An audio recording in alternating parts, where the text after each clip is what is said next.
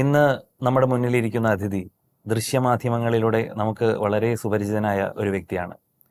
ഏതു വിഷയത്തെക്കുറിച്ചും വളരെ ആധികാരികമായിട്ട് സംസാരിക്കാൻ കഴിവുള്ളവരാണ്. അദ്ദേഹം ഇന്ന് നമ്മുടെ ആധ്യാത്മികതയെക്കുറിച്ച് സംസാരിക്കാൻ വേണ്ടിയാണ് നമ്മുടെ മുന്നിലിരിക്കുന്നത്. നമുക്ക് സ്വാഗതം ചെയ്യാം ശ്രീജിത്ത് പണിക്കർ. നമസ്കാരം. നമ്മുടെ ചാനൽ അറിയാലോ, ഒരു അമൃതം സ്പിരിച്വലി കണക്റ്റഡ് ആധ്യാത്മികത തന്നെയാണ് നമ്മുടെ ചാനലിന്റെ മുഖമുദ്ര. അപ്പം എന്താണ് ആധ്യാത്മികത കൊണ്ട് സാറ് മനസ്സിലാക്കിയിട്ടുള്ളത്? സാറിനെ സംബന്ധിച്ചിടത്തോളം എന്താണ് ആധ്യാത്മികത? വളരെ ഇൻട്രസ്റ്റിംഗ് ആയിട്ടുള്ള ഒരു ചോദ്യം. കാരണം നമ്മുടെ നാട്ടിൽ പല ആൾക്കാരെ സംബന്ധിച്ചിടത്തോളം ഇത് ചില ആൾക്കാർക്ക് മാത്രം ഉപയോഗിക്കാൻ പറ്റുന്ന എന്തോ ഒന്നാണ് ഈ ആധ്യാത്മികത, ആത്മീയത എന്നൊക്കെയുള്ള ഒരു ചിന്ത ആൾക്കാർക്കുണ്ട്. കാഷായ വസ്ത്രം ധരിച്ചിരിക്കുന്ന ആൾക്കാർക്ക് മാത്രം റിസർവ് ചെയ്തിരിക്കുന്ന എന്തോ ഒന്നാണ്. അതേപോലെ ഒരു വലിയ മിസ്കോൺസെപ്ഷൻ ആൾക്കാർക്കുള്ളത്, ആധ്യാത്മികത, ആത്മീയത ഇതൊക്കെ വേണമെങ്കിൽ നിങ്ങൾ ഒരു മതവിശ്വാസി ആയിരിക്കണം, ഈശ്വരവിശ്വാസി ആയിരിക്കണം എന്നുള്ള ചിന്തയുണ്ട്. എനിക്ക് തോന്നുന്നത് ഇത് രണ്ടും മിത്തുകളാണ്. അങ്ങനെയില്ല. ഒന്ന്, സ്പിരിച്വാലിറ്റി എന്ന് പറയുന്നത് എല്ലാ ആൾക്കാർക്കും ഉള്ളതാണ്. ഏതെങ്കിലും ഒരു പ്രത്യേക വിഭാഗത്തിലുള്ള ഒരു പ്രത്യേക ജീവിതചര്യയുള്ള ആൾക്കാർക്ക് വേണ്ടിയിട്ടുള്ളതല്ല. ഏതെങ്കിലും ഒരു പ്രത്യേക മതവിഭാഗത്തിനോ ഏതെങ്കിലും ഒരു പ്രത്യേക ഈശ്വര വിശ്വാസത്തിനോ മാത്രമുള്ളതല്ല. നേരെ മറിച്ച് എല്ലാ ആൾക്കാരെ സംബന്ധിച്ചിടത്തോളം നമുക്ക് നമ്മെ തന്നെ തിരിച്ചറിയാനുള്ള, നമ്മുടെ ഒരു റെട്രോസ്പെക്റ്റീവ് നടത്താൻ പറ്റുന്ന, അതേപോലെ തന്നെ നമ്മുടെ ഭാവിയെക്കുറിച്ചൊക്കെ തന്നെ വളരെ കൃത്യമായ രീതിയിലത്തേക്ക് ചിന്തകൾ, ആശങ്കകളൊക്കെ ഉള്ള ആൾക്കാർക്ക് അതൊക്കെ ദൂരീകരിക്കാൻ പറ്റുന്ന, ഒരു സെൽഫ് കോൺഫിഡൻസ് വർദ്ധിപ്പിക്കുന്ന, അതിനൊക്കെയുള്ള ഒരു മാർഗമായിട്ടാണ് എനിക്ക് സ്പിരിച്വാലിറ്റി തോന്നിയിട്ടുള്ളത്. നമ്മൾ വളരെ കമ്പോസ്ഡ് ആയിട്ടിരിക്കാനുള്ള ഒരു സാഹചര്യം. നമ്മൾ പലപ്പോഴും ഇപ്പോൾ ചർച്ചകളിലൊക്കെ തന്നെ പങ്കെടുക്കുന്ന സമയത്ത് ഒരുപക്ഷെ അപ്പുറത്തുള്ള ഒരാൾ പ്രകോപിപ്പിക്കും. ചില സമയത്ത് നമ്മളും പ്രകോപിതനാകും. പക്ഷെ കൂടുതൽ സമയവും നമുക്ക് ആ ഒരു ട്രാങ്ക്വിലിറ്റി മെയിൻറ്റെയിൻ ചെയ്യാനായിട്ട് സാധിക്കുന്നുണ്ടെങ്കിൽ അതിൽ സ്പിരിച്വാലിറ്റിക്ക് വലിയൊരു പങ്കുണ്ട് എന്നാണ് ഞാൻ കരുതുന്നത്. നമ്മളെ ഒന്ന് റീ എനർജൈസ് ചെയ്യുന്നതിന് വേണ്ടിയിട്ട്, നമ്മുടെ ഫോക്കസ് ഒക്കെ കറക്റ്റായിട്ടൊന്ന് ഫിക്സ് ചെയ്യുന്നതിന് വേണ്ടിയിട്ടൊക്കെ സഹായിക്കും. അപ്പോൾ എന്നെ സംബന്ധിച്ചിടത്തോളം അങ്ങനെയുള്ള ഒരു കണ്ടെത്തൽ എന്നുള്ളതാണ് സ്പിരിച്വാലിറ്റി. അതിന് ഞാനൊരു മതവിശ്വാസി, ഈശ്വരവിശ്വാസി ആയതുകൊണ്ട് അതിനാ ഒരു കണക്ഷൻ ഉണ്ടെന്ന് പറയാം. പക്ഷേ മതവിശ്വാസമോ ഈശ്വരവിശ്വാസമോ ഇല്ലാത്ത ആൾക്കാർക്കും ഏകാഗ്രത വർദ്ധിപ്പിക്കുന്നതിന് വേണ്ടിയിട്ടോ, അല്ലെങ്കിൽ ഒരു അഭയം, ഒരു പോസിറ്റീവായിട്ടുള്ള ഒരു സോഴ്സിലുള്ള വിശ്വാസം, ഒരു കോൺഫിഡൻസ് ബൂസ്റ്റർ എന്ന രീതിയിലത്തേക്കൊക്കെ തന്നെ സ്പിരിച്വൽ ആകാനായിട്ട് സാധിക്കും. അപ്പോൾ അത് ഏതെങ്കിലും ഒരു പ്രത്യേക വിഭാഗത്തിനോ അങ്ങനെയൊന്നും റിസർവ് ചെയ്ത് കാണേണ്ടുന്ന കാര്യമല്ല. അതേപോലെ തന്നെ നമ്മൾ ഈ നേരത്തെ ഞാൻ പറഞ്ഞില്ലേ, ഒരു കാഷായ വസ്ത്രം ധരിച്ചിരിക്കുന്ന ആൾക്കാർക്ക്, വൈരാഗികളായിട്ടുള്ള ആൾക്കാർക്ക് അങ്ങനെ റിസർവ് ചെയ്യപ്പെടേണ്ടെന്നോ ഒന്നുമല്ല ആത്മീയത അല്ലെങ്കിൽ സ്പിരിച്വാലിറ്റി എന്ന് പറയുന്നത്. ഒരു ഗൃഹസ്ഥാശ്രമിയായി കഴിയുന്ന ഒരാളിനും സ്പിരിച്വാലിറ്റി എന്ന് പറയുന്നത് പ്രാക്ടീസ് ചെയ്യാനായിട്ട് കഴിയും. അതിന്റെ പല പല തലങ്ങളുണ്ട്. അതിന്റെ ഒരു പക്ഷേ സൂപ്പർലേറ്റീവ് ഡിഗ്രിയിലേക്ക് പോകുന്ന സമയത്തായിരിക്കാം ഒരാൾ വൈരാഗിയായി മാറുന്നത്. പക്ഷേ അതല്ലാതെ എല്ലാ ആൾക്കാർക്കും അതിന്റെ ടേസ്റ്റ് കിട്ടുന്നതിന് വേണ്ടിയിട്ടുള്ള സാഹചര്യങ്ങളുണ്ടെന്നാണ് ഞാൻ കരുതുന്നത്. അതുപോലെ തന്നെ, അതായത് ഇപ്പം സാറ് പറഞ്ഞു ആത്മീയത എന്ന് പറയുന്നത് അവനവനിലേക്ക് തന്നെ തിരിയുന്നതാണ് എന്നുള്ളത് പറഞ്ഞു. പക്ഷെ ഇപ്പോഴും നമ്മുടെ പൊതുജനങ്ങൾക്കിടയിൽ എന്താണ് യഥാർത്ഥ ആത്മീയത എന്ന് അവർക്ക് മനസ്സിലാവാത്ത രീതിയിൽ, കാരണം പലരുടെയും ഉള്ളിലെ ആത്മീയത എന്ന് പറയുന്നത് ചിലപ്പോൾ അമ്പലത്തിൽ പോയി ഒരു വഴിപാട് കഴിച്ചാൽ എൻ്റെ ഇന്ന കാര്യം സാധിക്കുമായിരിക്കും, അല്ലെങ്കിൽ ഞാൻ അവിടെ ജയിക്കുമായിരിക്കും, എനിക്ക് ഇന്ന നേട്ടങ്ങളൊക്കെ കിട്ടിയിരിക്കുക. അപ്പൊ അങ്ങനെ മനസ്സിലാക്കിയിട്ടുള്ള ഒരു ആത്മീയതയും ഈ കൂടെ പോകുന്നുണ്ട്. അപ്പം അത് യഥാർത്ഥത്തിൽ ആത്മീയതയാണോ അതോ ഭൗതികതയാണോ?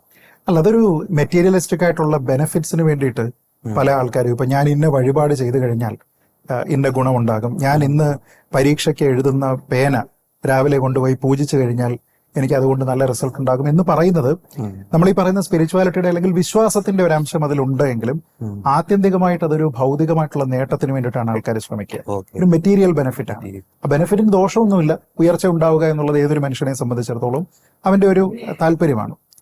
പക്ഷെ അതല്ല ആത്മീയത എന്നാണ് ഞാൻ വിശ്വസിക്കുന്നത്. നമ്മളുടെ ഒരു നേട്ടത്തിന് വേണ്ടി, ഒരു ഫിസിക്കൽ ബെനിഫിറ്റിന് വേണ്ടിയിട്ട്, ഈ പറഞ്ഞതുപോലെ ഒരു മെറ്റീരിയലിസ്റ്റിക് ബെനിഫിറ്റിന് വേണ്ടിയിട്ട് നമ്മൾ എന്തെങ്കിലും ചെയ്യുന്നതല്ല ആത്മീയത.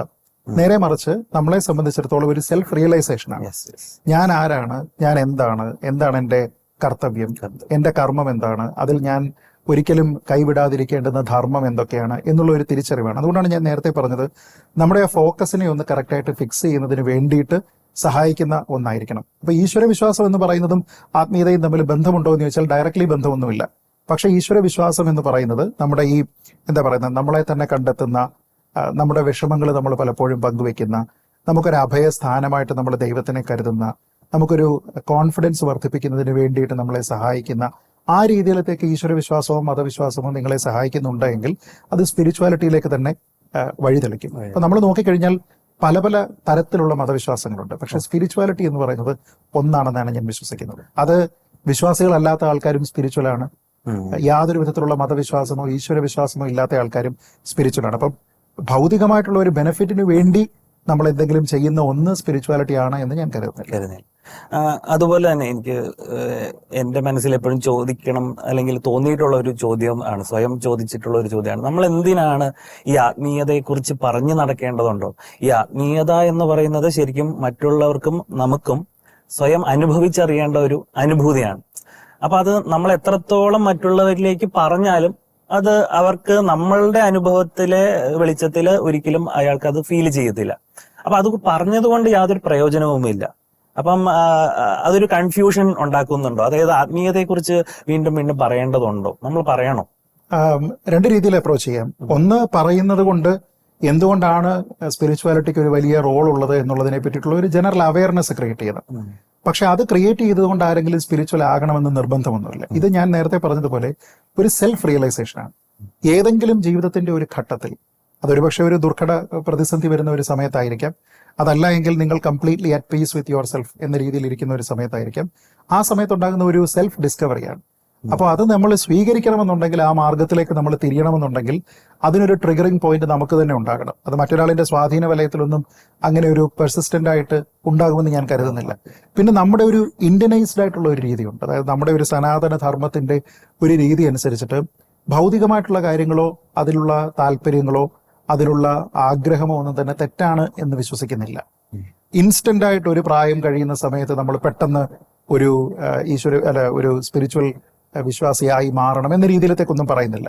നമ്മുടെ ആ ഒരു രീതി തന്നെ നോക്കൂ. നമ്മൾ ഒരു ബ്രഹ്മചര്യവുമായിട്ട് ആരംഭിക്കുന്നു, പിന്നീട് ഗൃഹസ്ഥാശ്രമിയാകുന്നു, അതിനുശേഷം വാനപ്രസ്ഥത്തിലേക്ക് പോകുന്നു, പിന്നീട് സന്യാസത്തിലേക്ക് തിരികെയാണ്. അപ്പൊ ഇതിനൊരു പ്രോഗ്രസീവായിട്ടാണ് മനുഷ്യൻ ഓരോ ഘട്ടത്തിൽ പോകുന്നത്. ഇതിന് കൃത്യം നമ്മൾ ഇന്ന വയസ്സിൽ ഗൃഹസ്ഥാശ്രമി ആകണമെന്നോ ഇന്ന വയസ്സിൽ വാനപ്രസ്ഥമായിരിക്കണമെന്നോ ഇന്ന വയസ്സിൽ അത് സന്യാസത്തിലേക്ക് തിരിയണമോ എന്നൊന്നുമില്ല. ഇതൊക്കെ ഓരോരുത്തരുടെ ഭൗതിക സാഹചര്യങ്ങൾ അനുസരിച്ച് അവർക്കൊരു എൻലൈറ്റൻമെന്റ് മാനസികമായിട്ട് ഉണ്ടാകുന്നതിനനുസരിച്ച് അവർ തന്നെ തീരുമാനിക്കുന്നതാണ്. അപ്പൊ 20 വയസ്സുള്ള ഒരാളിന് വേണമെങ്കിൽ സന്യാസിയാകാം. പക്ഷെ അത് മറ്റു ചില കോൺസെപ്റ്റുകളുണ്ട്. ഇപ്പം ബുദ്ധമതത്തിലൊന്നും അങ്ങനെ ഒരു പ്രോഗ്രസീവ് ആയിട്ടുള്ള ഒരു ട്രാൻസിഷൻ അല്ല സംഭവിക്കുന്നത്.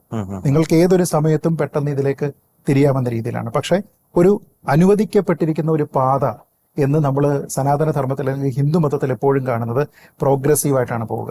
അപ്പോൾ മനുഷ്യൻ ഗൃഹസ്ഥാശ്രമി ആയിരിക്കുന്ന സമയത്ത്, ബ്രഹ്മചാരി ആയിരിക്കുന്ന സമയത്തൊക്കെ തന്നെ അയാളെ സംബന്ധിച്ചിടത്തോളം ഭൗതികമായിട്ടുള്ള നേട്ടങ്ങൾക്ക് വേണ്ടിയിട്ടും ആഗ്രഹിക്കാറുണ്ട്.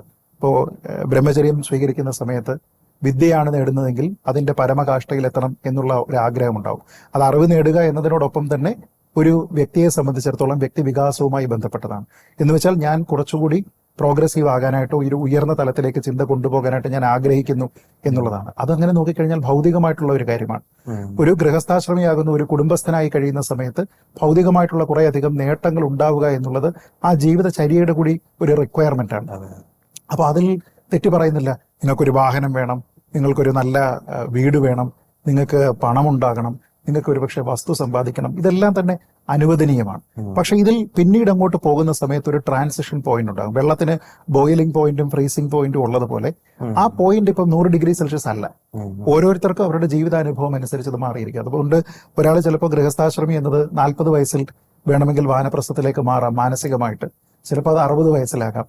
അത് പിന്നീട് സന്യാസത്തിലേക്കും നാച്ചുറൽ ആയിട്ടുള്ള ഒരു പ്രോഗ്രഷൻ അല്ലെങ്കിൽ ട്രാൻസിഷനാണ്. അപ്പൊ ഞാൻ പറയുന്നത് സനാതന ധർമ്മ വിശ്വാസികൾ എന്ന രീതിയിൽ നമ്മളെ സംബന്ധിച്ചിടത്തോളം ഭൗതികമായിട്ടുള്ള ഒരു കാര്യത്തിലുള്ള നേട്ടങ്ങളും കാര്യങ്ങളും എല്ലാം കഴിഞ്ഞതിന് ശേഷം പിന്നീട് വാനപ്രസ്ഥത്തിലേക്കും സന്യാസത്തിലേക്കും പോകുന്ന ഒരു ട്രാക്ക് ഉണ്ട്. ആ ട്രാക്ക് എന്ന് പറയുന്നത് അനുവദനീയമാണ്. അതുകൊണ്ട് ഏതെങ്കിലും ഒരു സമയത്ത് ഭൗതികമായിട്ടുള്ള ചിന്തകൾ തെറ്റാണ് എന്നുള്ള ഒരു വിശ്വാസം ആർക്കും ഉണ്ടാകേണ്ടതില്ല. അത് കൃത്യമായ സമയത്ത് സെൽഫ് ഡിസ്കവറി ഉണ്ടാകുന്ന സമയത്ത് ആത്മീയതയിലേക്ക് തന്നെത്താനെ പോകും എന്നാണ് ഞാൻ കരുതുന്നത്. ഒരുപക്ഷെ വിശ്വാസികളെ അല്ലാതിരിക്കുന്ന മറ്റുള്ളവരുടെ വിശ്വാസത്തിനെ ചോദ്യം ചെയ്യുന്ന എത്രയോ ആൾക്കാർ അവരുടെ ജീവിതത്തിൽ ഏതോ ഒരു സെൽഫ് ഡിസ്കവറി പോയിന്റിൽ നമ്മൾ കണ്ടിട്ടുണ്ട് അവർ സ്പിരിച്വാലിറ്റിയിലേക്ക് തിരിഞ്ഞിരിക്കുന്നതായിട്ട്. മാവോയിസ്റ്റുകളായിട്ടുള്ള ആൾക്കാരെ നമ്മൾ കണ്ടിട്ടുണ്ട്. വളരെ എക്സ്ട്രീമിസ്റ്റ് ആയിട്ടുള്ള പ്രവർത്തനങ്ങളാണ് ഈ സമൂഹത്തിന്റെ ഒരു പരിവർത്തനത്തിന് വേണ്ടത് എന്ന് കരുതുന്ന ആൾക്കാരുണ്ട്. പക്ഷെ ഏതോ ഒരു പോയിന്റിൽ ഇവരെല്ലാം ഈ പഴയ ലൈഫിന്, ഒരു സന്യാസിക്ക് എങ്ങനെയാണോ പൂർവാശ്രമം എന്നതുപോലെ പഴയതൊരു പൂർവാശ്രമമാക്കിക്കൊണ്ട് പിന്നീട് ഈ ആത്മീയതയിലേക്കൊക്കെ തിരിയുന്നത് നമ്മൾ കണ്ടിട്ടുണ്ട്.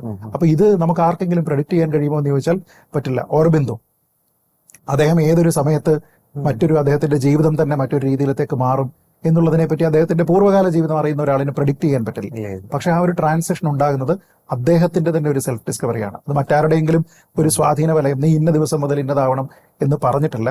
അപ്പൊ അത് ആൾക്കാർക്കൊരു കൺഫ്യൂഷൻ ഉണ്ടാകേണ്ടതില്ല. ഏത് സമയത്താണോ സ്പിരിച്വാലിറ്റിക്ക് നിങ്ങളെ ആവശ്യമുള്ളത്, ആ സമയത്ത് സ്പിരിച്വാലിറ്റി നിങ്ങളെ തേടിയെത്തും എന്നാണ് ഞാൻ വിശ്വസിക്കുന്നത്. അതുപോലെ തന്നെ നമ്മളെ ഇപ്പോഴത്തെ ഈ പുതിയ ജനറേഷനോട് ഇപ്പൊ ആത്മീയതയെക്കുറിച്ചോ അല്ലെങ്കിൽ നമ്മുടെ സനാതന ധർമ്മത്തെക്കുറിച്ചോ പറയുമ്പോൾ അവര് പലപ്പോഴും ചോദിക്കുന്ന ഒരു ചോദ്യമുണ്ട്, അവരുടേതായിട്ടുള്ള ഒരു ചോദ്യം. അതായത് നമ്മൾ എന്തിനാണ് കഴിഞ്ഞു പോയ കാലഘട്ടത്തെക്കുറിച്ച് വെറുതെ സംസാരിച്ച് സമയം കളയുന്നത്?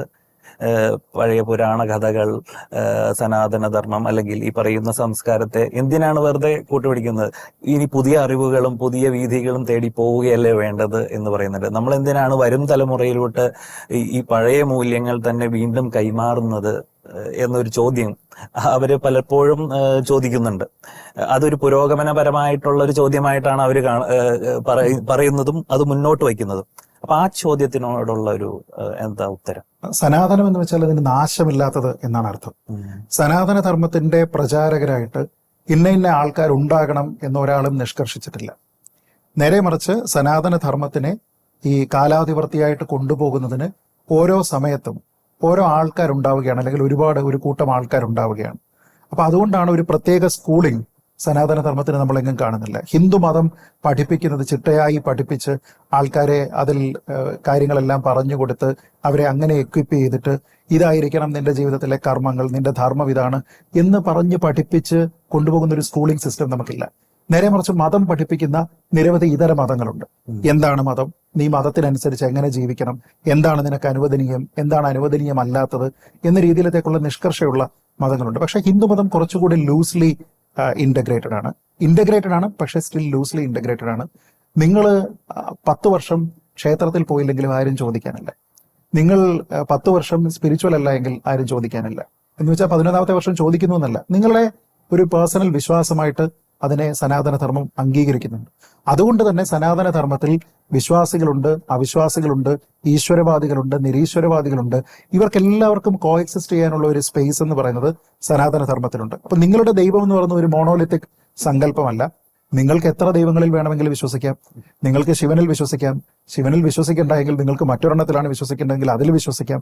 ഇതൊന്നുമേ വേണ്ടായെങ്കിൽ നിങ്ങൾക്ക് ഇതിലൊന്നും വിശ്വസിക്കാതിരിക്കാനുള്ള സ്വാതന്ത്ര്യമുണ്ട്. അങ്ങനെ വളരെ ലൂസ്ലി ഇന്റഗ്രേറ്റഡ് ആയിട്ടുള്ള ഒരു മതമാണ്. പക്ഷേ ചിട്ടയായി പഠിപ്പിക്കുന്ന ഒരു മതത്തിനേക്കാൾ കൂടുതൽ കാലം സർവൈവ് ചെയ്തിരിക്കുന്നത് ഈ യാതൊരു വിധത്തിലുള്ള നിഷ്കർഷകളും ഇല്ലാത്ത ധർമ്മമാണ്. അതുകൊണ്ട് തന്നെയാണ് അത് സനാതനമാകുന്നത്, നാശമില്ലാത്തതാകുന്നത്, കാലാധിപർത്തിയാകുന്നത്. അപ്പൊ അതുകൊണ്ട് നമ്മൾ അങ്ങനെ ചിട്ടയായി ഇന്ന രീതിയിൽ പോകണം എന്നൊന്നും പറയേണ്ടതില്ല. ഇതിനെ ഓരോ കാലത്തിൽ നിന്നും അടുത്ത കാലത്തിലേക്ക് കൊണ്ടുപോകാനുള്ള ആൾക്കാരെ സനാതന ധർമ്മം കണ്ടെത്തിക്കൊള്ളും. അപ്പൊ അതുകൊണ്ടാണ് നമ്മുടെ നാട്ടിൽ പെട്ടെന്നൊരു വിഷയം ഉണ്ടാകുന്ന സമയത്ത് ആൾക്കാർക്ക് പ്രതികരിക്കണമെന്ന് തോന്നേണ്ടുന്ന വിഷയങ്ങളിൽ പ്രതികരിക്കുന്നത്. നമ്മൾ പ്രതീക്ഷിക്കുന്ന ആൾക്കാരൊന്നും ആവണമെന്നില്ല പലപ്പോഴും അത് പ്രതികരിക്കുന്നതൊക്കെ. അപ്പൊ ഇത് ഒരു വശം. രണ്ടാമത്തെ വശം എന്ന് പറഞ്ഞാൽ ഇന്നത്തെ കാലത്ത് ഇത് റെലവെന്റ് ആണോ എന്ന് ചോദിച്ചാൽ, ഒന്ന്, നാശമില്ലാത്തതാകുമ്പോൾ എന്തായാലും റെലവെന്റ് ആയിരിക്കില്ല. രണ്ട്, ഇതൊരു വാല്യൂ സിസ്റ്റമാണ്. സനാതന ധർമ്മം എന്ന് പറയുന്നത് ഒരു കാലത്തും നീ അധികാരത്തിന് വേണ്ടി നിന്റെ അച്ഛനെ കൊല്ലണം എന്ന് പഠിപ്പിക്കുന്നില്ല. നീ മറ്റുള്ളവന്റെ സ്വത്ത് ആർജിക്കണം എന്ന് പറയുന്നില്ല. അന്യന്റെ ഭാര്യയെ നീ കാമിക്കണം എന്ന് പറയുന്നില്ല. നേരെ മറിച്ച് ഇത് ഒരു സൊസൈറ്റി സിവിലായിട്ട് എങ്ങനെ കൊണ്ടുപോകാം, എങ്ങനെയാണ് നീതി നിർവഹണം നടത്തേണ്ടത്, എങ്ങനെയാണ് രാജതന്ത്രം നടത്തേണ്ടത്, ഈ കാര്യങ്ങളുടെ എല്ലാം ഒരു അന്തസത്ത ചേർന്നിരിക്കുന്നതാണ് സനാതനധർമ്മം. ഇപ്പൊ നമ്മൾ മര്യാദ പുരുഷോത്തമനും ഉത്തമ ഭരണാധികാരിയുമാണ് ശ്രീരാമചന്ദ്രൻ എന്ന് പറയുന്നത് എന്തുകൊണ്ടാണ്? അദ്ദേഹത്തിന് അറിയാം അദ്ദേഹത്തിന്റെ ഭാര്യ പരിശുദ്ധയാണോ അല്ലയോ എന്നുള്ളത്. പക്ഷേ തനിക്കെതിരെ, തന്റെ രാജ്യത്തിനെതിരെ, തന്റെ ഭരണ സംവിധാനത്തിനെതിരെ ഒരു പരാതി സാധാരണക്കാരനായിട്ടുള്ള ഒരാൾ പറയുന്ന സമയത്ത് അയാളെ കൂടി ബോധിപ്പിക്കുന്നതാണ് നീതി നിർവഹണം എന്ന് ബോധ്യമുള്ളത് കൊണ്ടാണ് സീതാദേവിക്ക് പിന്നീട് ജീവിതത്തിൽ നേരിടേണ്ടി വന്ന കാര്യങ്ങൾ ഉണ്ടായത്. എന്ന് വെച്ചാൽ ഒരു ഭരണാധികാരി അയാളുടെ സ്വന്തം താല്പര്യങ്ങളോ സ്വന്തം ബോധ്യങ്ങൾക്കോ അപ്പുറത്തേക്ക് രാജ്യത്തിന് ഹിതകരമായ കാര്യം എന്താണ് എന്നത് ചിന്തിക്കണം. ഇപ്പൊ നമ്മൾ നമ്മുടെ കറണ്ട് സിസ്റ്റം ആലോചിച്ച് കഴിഞ്ഞാൽ ഇതിന് റെലവൻസ് ഉണ്ടോ ഇല്ലയോ എന്നറിയും. പല കോടതി ജഡ്ജ്മെന്റുകളിൽ നമ്മൾ കേൾക്കുന്ന ഒരു കാര്യമാണ് സീസറിന്റെ ഭാര്യ സംശയത്തിന് അതീതയായിരിക്കണം. ശ്രീരാമനെ പറ്റി ആരും പറയുന്നില്ല. അതായത് നമ്മളുടെ ഹോം ഗ്രോൺ ആയിട്ടുള്ള ബിലീഫ്സ് ഉണ്ട്. ആ ബിലീഫ് സിസ്റ്റത്തിൽ മറ്റെവിടെയും കിട്ടാത്ത തരത്തിലുള്ള വാല്യൂ സിസ്റ്റം ഉണ്ട്. ആ വാല്യൂ സിസ്റ്റത്തിനെ പലപ്പോഴും സ്വീകരിക്കാൻ നമുക്ക് എന്തോ ഒരു നമ്മൾ മുഖം തിരിഞ്ഞു നിൽക്കും. പക്ഷേ വിദേശ സിസ്റ്റങ്ങളുമായി ബന്ധപ്പെട്ട് യൂറോപ്യൻ സിസ്റ്റം ഒക്കെ തന്നെ കുറച്ചുകൂടി ഗ്രേഡ് കൂടിയതാണ് എന്ന് കണ്ടുകൊണ്ട് നമ്മൾ അതിലുള്ള കാര്യങ്ങൾ പറയും. സീസറിന്റെ ഉദാഹരണത്തിന് നിങ്ങൾ പോകണ്ട, ഇവിടെ ശ്രീരാമചന്ദ്രനുണ്ട്. അപ്പൊ അങ്ങനെ നോക്കിക്കഴിഞ്ഞാൽ എല്ലാ കാലത്തും റെലവെന്റ് ആയിട്ടുള്ള കാര്യങ്ങളാണ്. ആ ഒരു വാല്യൂ സിസ്റ്റം എന്ന് പറയുന്ന കാര്യങ്ങൾ, മൊറാലിറ്റി എന്നൊക്കെ പറയുന്നത് ഒരു സമൂഹത്തിന് ആവശ്യമാണ്. നമ്മുടെ സമൂഹം എത്ര പ്രോഗ്രസീവ് ആയി കഴിഞ്ഞാലും ചില നിയമങ്ങളും ചില നിഷ്കർഷകളും ഉണ്ടായേ പറ്റും. ഇപ്പൊ നല്ല റോഡുകളുണ്ട്, 8 ലൈൻ റോഡുകളുണ്ട് എന്ന് കരുതി വാഹനങ്ങൾക്ക് എങ്ങനെ വേണമെങ്കിലും പോകാം എന്ന് പറയാൻ കഴിയുമോ? ഇല്ല. അപ്പൊ ചില നിയന്ത്രണങ്ങൾ ഉണ്ടാകണം. ആ നിയന്ത്രണങ്ങൾ എന്ന് പറയുന്നത് ഒരുപക്ഷെ സ്പീഡ് ലിമിറ്റ് ആയിരിക്കാം, ഒരുപക്ഷെ അത് ലംഘിക്കുന്ന ആൾക്കാരെ പിടിക്കാനുള്ള സംവിധാനങ്ങളായിരിക്കാം, വൺ വേ ആയിരിക്കാം. ഈ കാര്യങ്ങളെല്ലാം ചില നിയമാവലികൾ അതിൽ കൊണ്ടുവരുന്നതിന്റെ സ്മൂത്ത് റണ്ണിങ്ങിന് വേണ്ടിയിട്ടാണ്. അപ്പൊ സനാതന ധർമ്മത്തിലും പറയുന്നത് ഇതേപോലെയുള്ള കുറച്ച് വാല്യൂ സിസ്റ്റമാണ്. നിങ്ങൾ എങ്ങനെയായിരിക്കണം, നിങ്ങളുടെ ധർമ്മം എന്ന് പറയുന്നത് എന്താണ്, എപ്പോഴാണ് നിങ്ങൾ അത് തിരിച്ചറിയുക, അത് നിർവഹിക്കുന്നതിന് നിങ്ങൾ എന്താണ് ചെയ്യുക എന്നൊക്കെ പറയും. അപ്പൊ ഇതില് സനാതന ധർമ്മത്തിൽ അടിസ്ഥാനപരമായിട്ടുള്ള രണ്ട് കാര്യങ്ങളാണ്. ഒന്ന് സത്യം, ട്രൂത്ത്. 2 ധർമ്മം, റൈറ്റിയസ്നെസ്. ഈ 2 കാര്യങ്ങൾ റെലവെന്റ് അല്ലാത്ത ഏത് കാലമുണ്ട്? സത്യവും ധർമ്മവും റെലവെന്റ് അല്ലാത്ത ഒരു കാലമുണ്ട് എങ്കിൽ ആ കാലത്ത് സനാതന ധർമ്മത്തിന് പ്രസക്തിയില്ല എന്ന് സമ്മതിക്കാം. പക്ഷെ അതല്ലാതെ ഏത് കാലത്തും, എത്ര നീചമായിട്ടുള്ള ഒരു സംവിധാനമുള്ള കാലത്ത് പോലും അൾട്ടിമേറ്റ്ലി പ്രിവെയിൽ ചെയ്തിട്ടുള്ളത് സത്യവും ധർമ്മവുമാണ്, ട്രൂത്തും റൈറ്റിയസ്നെസ്സുമാണ്. അപ്പൊ അതുകൊണ്ട് അതിന് എല്ലാ കാലത്തും റെലവൻസ് ഉണ്ട്. കാരണം കഥകൾക്കോ പുരാണങ്ങൾക്കോ ഒക്കെ അപ്പുറത്തേക്ക് ഇത് പറയുന്നത് ഒരു വാല്യൂ സിസ്റ്റത്തിനെയാണ്. ആ വാല്യൂ സിസ്റ്റം എന്ന് പറയുന്നത് എല്ലാ കാലവും റെലവെന്റ് ആണ്. ജ്യേഷ്ഠന്റെ ഭാര്യയെ അമ്മയെ പോലെ കരുതണം എന്ന് പറയുന്ന ഒരു കാര്യത്തിന് ഏത് കാലത്താണ് മാറ്റം ഉണ്ടാകേണ്ടത്? അങ്ങനെയില്ല. അച്ഛന് കൊടുത്തിരിക്കുന്ന അല്ലെങ്കിൽ അച്ഛന്റെ വാക്ക്, ആ വാക്ക് പാലിക്കുന്നതിന് വേണ്ടി രാജ്യം ഉപേക്ഷിക്കണമെങ്കിൽ അത് ചെയ്യാൻ തയ്യാറാകുന്ന ഒരു മകൻ എന്ന് പറയുന്നത് അങ്ങേയറ്റത്തെ പുത്രധർമ്മമാണ്. അപ്പൊ അങ്ങനെ നോക്കിക്കഴിഞ്ഞാൽ ഇതിനൊക്കെ എല്ലാ കാലവും റെലവൻസ് ഉണ്ട്. അതുകൊണ്ട് സനാതനമായിട്ട് തന്നെ കാലാതിവർത്തിയായി തുടരും എന്നാണ് എൻ്റെ അഭിപ്രായം. അതെ, ശരിക്കും ആത്മീയ കാര്യങ്ങൾ പറഞ്ഞാലും തീരാത്ത ഒന്നാണ്. ഇത്രയും നേരം താങ്കളുടെ വിലപ്പെട്ട സമയത്തിൽ എൻ്റെയും പ്രേക്ഷകരുടെയും ചോദ്യങ്ങൾക്ക് മറുപടി പറഞ്ഞതിന് നന്ദി. സന്തോഷം.